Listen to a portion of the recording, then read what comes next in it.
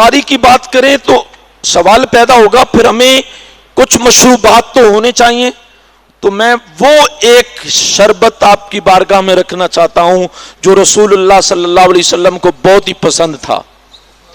اس شربت کو کہتے ہیں ستو.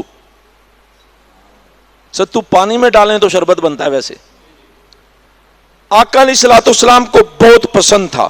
حضور صلی اللہ علیہ وسلم نے جتنی جنگیں لڑی ہیں اس میں ایک غزوہ سویق نام کی جنگ ہے.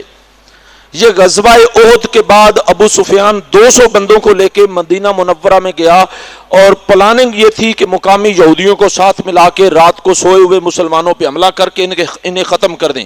آقا علیہ الصلوۃ والسلام کو اس کی خبر ہو گئی. یہ پاکستان کی انٹیلیجنس تو تھی نہیں کہ پینٹ کی جنگ میں وہ BRB نہر پہ آ کے ہندوستان کی فوج آ کے دندناتی پھر رہی ہے اور ہماری ایجنسیاں سوئی ہوئی ہیں. یہ نہیں تھا. آقا علیہ الصلوۃ والسلام کا جاسوسی کا نظام بڑا مضبوط تھا. آقا علیہ السلام کو پتہ چلا ابو سفیان 200 بندے لے کے شب خون مارنے کے لیے آیا تو حضور صلی اللہ علیہ وسلم میدان میں نکل کے ان کے مقابلے کے لیے جب صحابہ کھڑے ہوئے تو ابو سفیان 200 بندے کو لے کے بھاگ گیا تو اپنا ساز و سامان بھی چھوڑ کے بھاگ گیا. اور اس ساز و سامان اور سامان غنیمت میں جو کے بورے بہت مقدار میں ہاتھ آئے. تو اسی لیے اس جنگ کو غزوہ سویق کہتے ہیں. جو والی جنگ جس میں جو ملے تھے.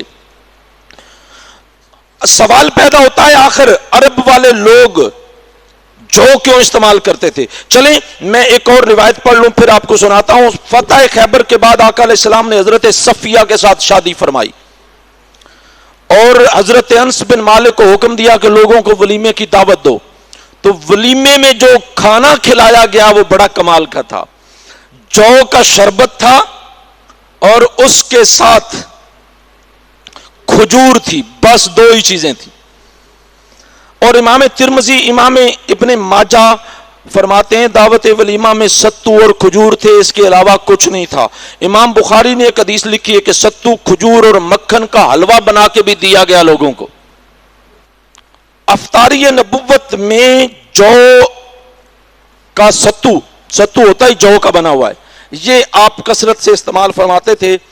اور عبداللہ بن عباس رضی اللہ تعالیٰ عنہ کی ایک روایت جسے امام ابو داؤد سجستانی علیہ رحمہ نے سنن ابی داؤد میں روایت کیا ہے, ان کو کسی غیر مسلم نے تانا دیا تھا کہ اس کا جو چچیرا بھائی ہے نا, چچا زاد بھائی ہے محمد, وہ لوگوں کو کہتا ہے کہ شراب نہ پیو.